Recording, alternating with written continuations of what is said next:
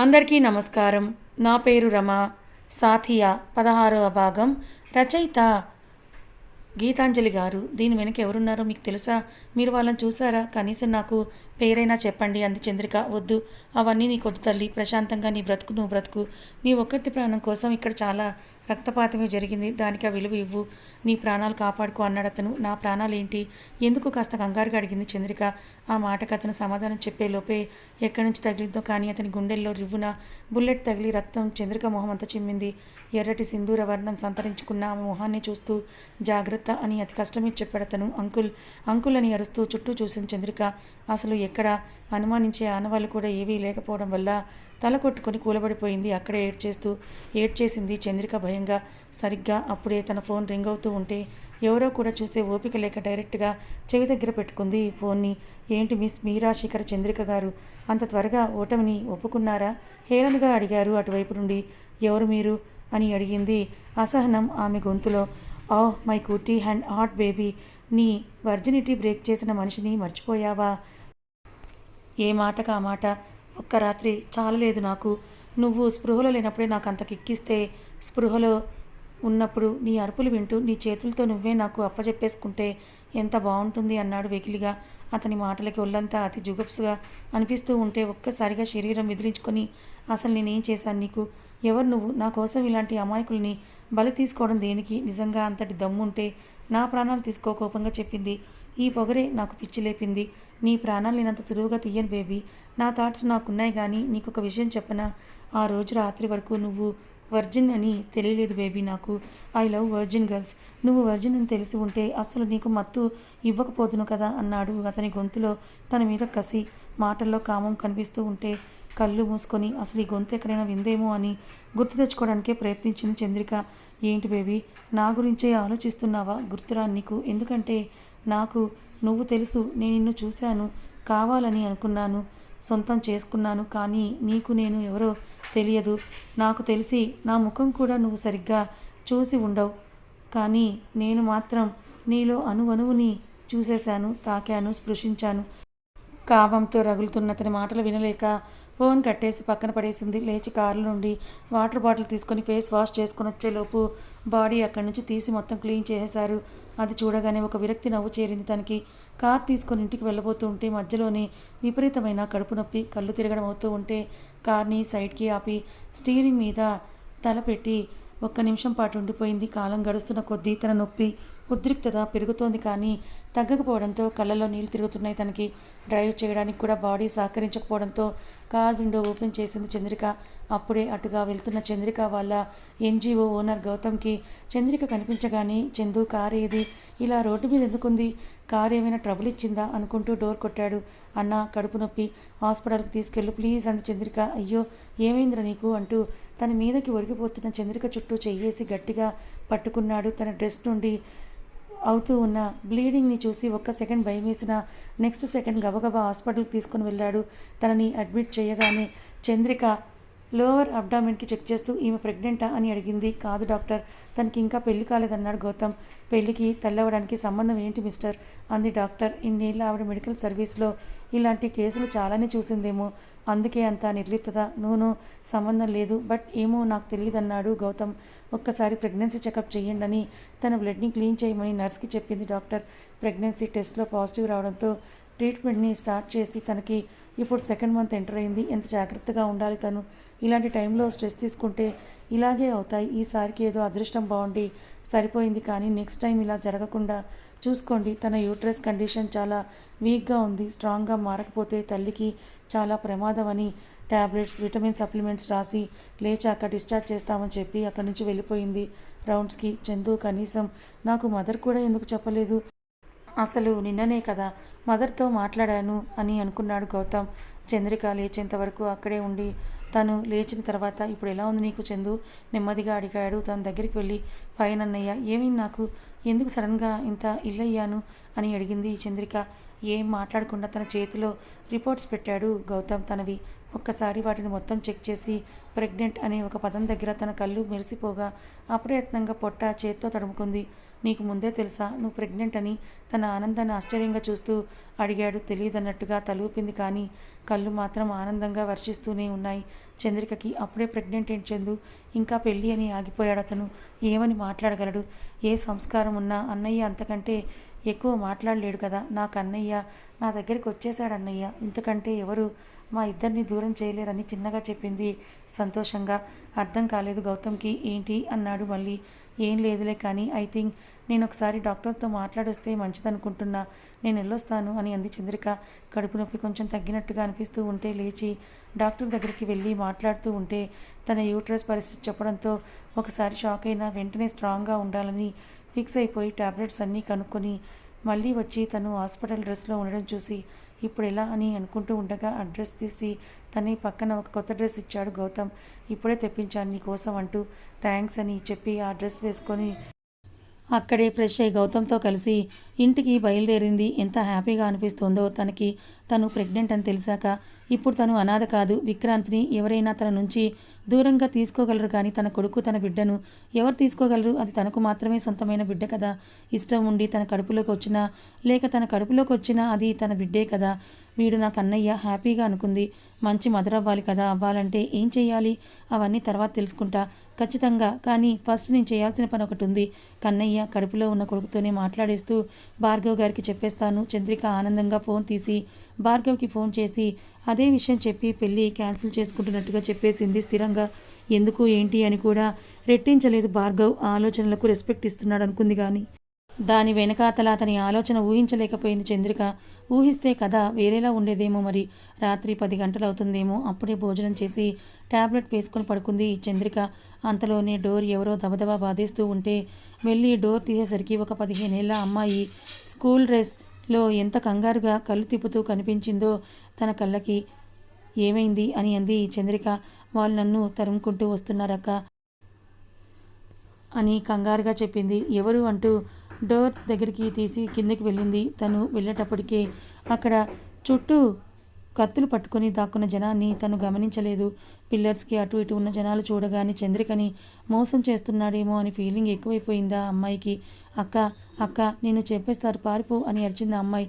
ఏంటి అంది చంద్రిక. నేను చంపేస్తారు పారిపో అక్క అంటూ ఇంకా గట్టిగా అరిచింది. ఆ మాట వినగానే అందరూ ఒకేసారి చుట్టుముట్టేయడంతో తన లైఫ్ ఎంత పెద్ద కాంప్లికేషన్లో ఉందనేది అర్థమైంది తనకి. ఒక్క సెకండ్ ఆ అమ్మాయి పార్కింగ్లో ఉన్న లైట్లు ఆఫ్ చేయగానే చేతికి దొరికిన వాడిని అలానే కిందకు తోసి తోచిన దారి వైపు పరిగెత్తింది చంద్రిక. కాళ్ళలో శక్తి తగ్గిన పరుగు ఆపలేని నిస్సహాయత తనది. వెనక వాళ్ళు తరుముతున్నారు తెలుస్తోంది, కానీ ఎలా ఆపడం అని అనుకుంటూ పరిగెడుతుంటే తన దగ్గరగా వచ్చి కారు ఆపాడు భార్గవ్. భార్గవ్ గారు అని అంటూ కంగారుగా పిలిచింది. చంద్రిక చెప్పండి, ఏదో మాట్లాడాలి రమ్మని చెప్పారు. వస్తే మీ ఇల్లు లాక్ చేస్తుంది అని అన్నాడు భార్గవ్. అవన్నీ కారులో కూర్చొని మాట్లాడుకుందామా ప్లీజ్ అని అంది. అప్పటికే తనకి కడుపులో సన్నగా నొప్పి మొదలైంది. అది ఏ క్షణమైనా సరే పెరిగి తనకి హాని చేయొచ్చు అని అర్థమవుతోంది ఆమెకి. కార్ని స్టార్ట్ చేసి రింగ్ రోడ్ వైపుకి తీసుకొని వెళ్తూ ఏమైంది మీకు? ఆర్ యూ ఓకే అని అడిగాడు భార్గవ్. ఆమె ఎదుటిన చెమట ఏంటి అని అడుగుతూ ఆమెనే చూస్తూ నథింగ్, జస్ట్ సఫోకేషన్ అంతే అని ఇబ్బందిగా నవ్వింది. అప్పటికే వాళ్ళు రోడ్ మీదకు చేరుకోవడంతో ఒక్క నిమిషం ఆగండి, నేను మా ఫ్రెండ్ని కలిసి వస్తాను అంటూ కిందకి దిగాడు భార్గవ్. అతను దిగగానే వామిటింగ్ సెన్సేషన్ రావడంతో కార్ దిగి పక్కకి వచ్చేలోపే తన కళ్ళ ముందే ఆ కార్ని లారీ గుద్దుకొని నుజ్జునుజ్జైపోయి ఇంత ఎత్తుగా మంటలు రేగాయి. అందులో నుండి అది చూడగానే పూర్తిగా వణికిపోయింది చంద్రిక. చావు నంచుల్లో చూసినప్పుడే బ్రతుకు మీద ఆశ స్టార్ట్ అవుతుందేమో మరి. ఎవరో వస్తున్నట్టుగా అనిపిస్తుంటే టక్కున పొదల్లో దాక్కుంది చంద్రిక. తను అలా పొదల్లో దాక్కోగానే తన పక్కనే నుంచొని ఎవరికీ ఫోన్ చేసి చచ్చిందన్నా అని చెప్పడం వినిపించింది చంద్రికకి. తను చనిపోయినా పర్వాలేదు, కానీ ఇంకా ఊపిరి పూసుకొని తన బిడ్డను ఎందుకు చంపాలి అనే ఆలోచన మొదలైంది ఆమెకి. ప్రస్తుతం తనకి ఉన్న అన్ని సమస్యల కంటే తన బిడ్డను కాపాడుకోవడమే ముఖ్యం అనిపించింది. కాసేపటి తర్వాత అందరూ వెళ్లారని నిర్ధారించుకున్న తర్వాత రైల్వే స్టేషన్కి వెళ్ళి తనకి దొరికిన ట్రైన్ ఎక్కేసింది. అదే తన మజిలీ చూసుకుంటుందని ఆమె నమ్మకం. తన ఒంటి మీద ఉన్న బంగారాన్ని అమ్మేస్తే ఒక వారం రోజులు తను సెట్ అవ్వడానికి సరిపోతే ఆ తర్వాత ఏదో ఒక ఉద్యోగాల వేటలో పడొచ్చు అనుకుంది. తన సర్టిఫికెట్స్ ఏమీ లేకపోవడంతో తనకొచ్చిన వంట తప్ప తనకి వేరే దారి లేకుండా పోయింది ఆమెకి. అసలు తనకి కనిపించని శత్రువుతో ముయ్యలేని యుద్ధం ఎలా చేస్తుంది? అతను ఎటు నుంచి వస్తాడో తెలియదు, ఎలా ఉంటాడో తెలియదు. అలాంటి సమయంలో తనని తాను దాచుకోవడానికి, తన ఐడెంటిటీ దాచుకోవడం తప్ప వేరే మార్గం దొరకలేదు ఆమెకి. అదే చెప్పింది విక్రాంత్తో. ఇంత జరుగుతుంటే నాతో ఒక్క మాట కూడా చెప్పాలని అనిపించలేదు కదా. మన మధ్య దూరం అప్పుడు కాదు, ఇప్పుడు వచ్చినట్టుగా అనిపిస్తోంది నాకు. సరే, నీ కారణాలు నీకున్నాయి, నాకు దూరంగా వెళ్ళిపోయావు, ఇట్స్ ఆల్ ఫైన్. కానీ నీకు ఆపద వస్తే నేనున్నాను కదా, నువ్వు చూసుకోగలవు, అది నాకు కూడా తెలుసు. కానీ అని ఆగిపోయాడు. ఇంకేం అడగాలనేది అర్థం కాక. అవన్నీ నేను ఎప్పుడూ ఆలోచించలేదు. నా బిడ్డను కాపాడుకోవాలి అంతవరకే తెలుసు నాకు. ఆ క్షణంలో నాకు ఏదనిపిస్తే అదే చేసేశాను అంతే. తల తిప్పి చేతులు నిలుపుకుంటూ సమాధానం ఇచ్చింది. ఇట్స్ ఓకే, నేను చూసుకుంటానన్నాడు విక్రాంత్. వెంటనే అతని చేతుల్ని పట్టేసుకుంది చంద్రిక కంగారుగా. సున్నితంగా తన చేతుల మీద చేతులేసి ఏమైంది అని అన్నాడు. ఇప్పుడు అవన్నీ నాకు అక్కర్లేదు, నేను బాగానే ఉన్నాను కదా, ఇలానే బాగుంటాను. గడిచిపోయిన గతాన్ని తవ్వడం నాకు ఇష్టం లేదు. మీకు ఎప్పుడైనా నా వల్ల ఇబ్బందిగా అనిపించి చెప్తే వెళ్ళిపోతాను. అప్పటి వరకు ఇలానే ఉందాం చిన్నగా చెప్పింది. దేనికంత కంగారు, నా ప్రాణం పోతుందనా? చిన్నగా నవ్వాడు. నిజానికి తనకి వచ్చిన కోపానికి వీపు మీద దబదబా 2 బాధేయాలనిపిస్తోంది ఆమెకి. కానీ ఏం మాట్లాడలేని పరిస్థితి ఆమెది. ఇటురా చేతులు చాచి పిలిచాడు. కొంచెం ముందుకు వెళ్ళి నుంచుంది. నీకు ఇష్టం లేనంత వరకు నేను నీ పర్సనల్ విషయాల్లో ఇన్వాల్వ్ అవ్వను, సరేనా అని తల నిమిరి వెళ్ళి పడుకో అన్నాడు. వద్దు అన్నట్టుగా తలూపి పక్కనే నుంచుంది. బాల్కనీలో నుండి ఖాళీ రోడ్డు వైపు చూస్తూ మంచుకి ఇంకా ఉంటే సైనస్ అటాక్ అవుతుంది, వెళ్ళి పడుకో అన్నాడు. అని విక్రాంత్ షర్ట్ పట్టుకొని చిన్నగా లాగింది. రమ్మని డైరెక్ట్గా పిలవచ్చు కదా, చిన్నగా నవ్వుతూ చెప్పాడు. అది కాదు, అక్కడ చీమ. చీమ అని అడిగాడు. ఆహా, దోమ అది అని సాగదీసింది. కాలేజీలో ఉన్నప్పుడు కూడా నువ్వు నా దగ్గర ఇంత ఇబ్బంది పడలేదు కదా, ఇప్పుడు ఏంటో అంత భయం అని నవ్వాడు చిన్నగా. సరే పద అని బాల్కనీ డోర్ క్లోజ్ చేసి బెడ్ లైట్ ఆన్ చేసి పడుకున్నాడు. బెడ్ మీద పడుకున్న తర్వాత విక్రాంత్ చెయ్యి తీసి తన చుట్టూ వేసుకొని మళ్ళీ కళ్ళు మూసుకుంది చంద్రిక. పొద్దున లేచిన తర్వాత కూడా తను ఊరికి భయపడుతూ ఉండడంతో తనతో పాటే ఆఫీస్కి తీసుకుని వెళ్ళాడు విక్రాంత్. నేనేం చేయాలి ఇక్కడ? బిక్కమోహం వేసింది. టీవీ చూడు, ఆకలి వేస్తే ఫుడ్ తిను, అలసటగా అనిపిస్తే పడుకో అని అన్నాడు. అలా యాక్టివ్గా లేకుంటే పిల్లలు డల్గా ఉంటారని ఎక్కడో చదివానని గొనిగింది. పోనీ ఒక పని చెయ్యి, యాక్టివ్గా నాకు కొంచెం వర్క్లో హెల్ప్ చేసి పెట్టన్నాడు. నీకా? నేనా? వర్క్లో హెల్పా? నువ్వు కంప్యూటర్స్, నేను ఎలక్ట్రికల్ సార్, మా కోర్స్ వేరు మీ కోర్స్ వేరు. కళ్ళు తిప్పింది. ఫైనాన్స్ అందరికీ కామన్ కదా, కొత్త ప్రాజెక్ట్స్కి సంబంధించిన ఫైల్స్ అక్కడ ఉన్నాయి, వాటిని కొటేషన్ వేయన్నాడు. ఓకే అని బుద్ధిగా తలూపి మఠం వేసుకుని కూర్చుంది ఈ చైర్లో. ఆమె 2 పొడవాటి వేలని ఒక దానితో ఒకటి పెనవేసి పెదవుల దగ్గరగా కూర్చి చిన్నగా పాటని చేస్తూ కళ్ళు అవలీలగా నిమిషానికి 60 సార్లు తిప్పుతోంది ఫైల్స్ వైపు. అప్పుడే అనుకున్నాడు, గాలికి కూడా మనలానే 2 చేతులు ఉంటాయేమో కదా. ఆమె పరిమళాన్ని ఒక చేత్తో, ఆమె సంగీతాన్ని ఇంకొక చేత్తో నా దగ్గరికి చేర్చుతోంది అని. సార్ అని రోహిత్ వస్తున్నారు, డోర్ నాక్ చేసి చెప్పాడు తరుణ్. రోహిత్ ఇద్దరు తల ఒకేసారిగా తిప్పారు డోర్ వైపు. కేక్, బొకే, షాంపైన్ పట్టుకొని లోపలికి వచ్చాడు. కంటి నిండా నీళ్లతో చూస్తూ లోపలికి రావచ్చా అని అడిగాడు రోహిత్. అతని వెనకే కెమెరా పెట్టి రికార్డ్ చేస్తుంది లయ. ఫ్రెండ్స్కి మధ్య పర్మిషన్ అవసరమా? కానీ మన పరిస్థితులు మారినప్పుడు ఒక్కసారి మళ్ళీ గతాన్ని నెంబర్ వేసుకుంటే అక్కర్లేదేమో. ఒకే ఒక్క అడుగు ముందుకు వేశాడు విక్రాంత్. ఇంకా మిగతా దూరాన్ని పూర్తిగా చెరిపేస్తూ వచ్చి హక్ చేసుకున్నాడు విక్రాంత్. ఐఎమ్ సో సారీరా అంటూ. సార్ ఎడమ కంటి నుండి 2 చుక్కలు, అది కూడా ఇదిగో కెమెరా వైపు చూస్తూ ఎమోషన్ మిస్ చేస్తున్నారు సార్ అంది లయ నవ్వుతూ. ఎందుకు ఇన్నేళ్ళు పట్టింది నీకు? వీపు మీద 2 వేసి అడిగాడు విక్రాంత్. ఏదో నిన్ను బాధ నుంచి బయటపడేయడానికి అన్నాను, కానీ నా ఉద్దేశం అది కాదు Vicky. You know how much I like her, అందుకే నీకు నా ఫేస్ మళ్ళీ చూపించలేదు, కానీ నీ గురించి ఆలోచన లేని క్షణం లేదన్నాడు రోహిత్. ఓకే ఫైన్, అయిపోయిందేదో అయిపోయింది, లీవ్ ఇట్ అని అన్నాడు విక్రాంత్.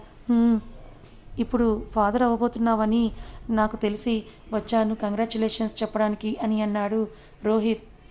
ఓ థ్యాంక్స్ చిన్నగా నవ్వాడు విక్రాంత్.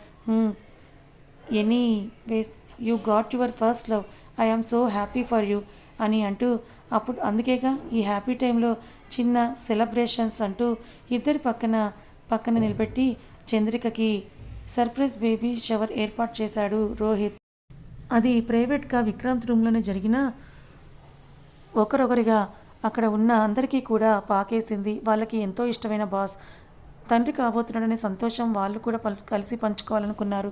వెంటనే అందరూ మనీ వేసుకుని బాలకృష్ణుడి విగ్రహం బంగారంతో చేసింది ఆన్లైన్లో బుక్ చేసి స్వీట్స్, బొకే, ఫ్రూట్స్ అన్నీ కొన్ని వాళ్ళ కెఫ్టేరియా వాడితో మాట్లాడి అక్కడే చిన్న కప్స్లో చిత్రాన్నాలు కూడా రెడీ చేయించారు. ఓకేరా, నేను ఇంకా బయలుదేరుతాను. ఈ వీకెండ్ తప్పకుండా మీ ఇద్దరు మా ఇంటికి డిన్నర్కి రావాలి అన్నాడు రోహిత్. చూద్దామని చిన్నగా నవ్వాడు విక్రాంత్. రోహిత్ వెళ్ళడానికి డోర్ తీసేసరికి సర్ప్రైజ్ అని అరిచారు అందరూ ఒకేసారి. అక్కడ రోహిత్ని చూసి కాస్త డిసప్పాయింట్ అయినా వెనకే ఉన్న విక్రాంత్ని చూసి అదే ఉత్సాహంతో మళ్ళీ అరిచారు సర్ప్రైజ్ అంటూ. వాట్ గైస్ అన్నాడు Vikrant. Congrats for being father sir అని నవ్వుతూ చెప్పి, we arranged a small party for you, would you please join us అని అన్నారు.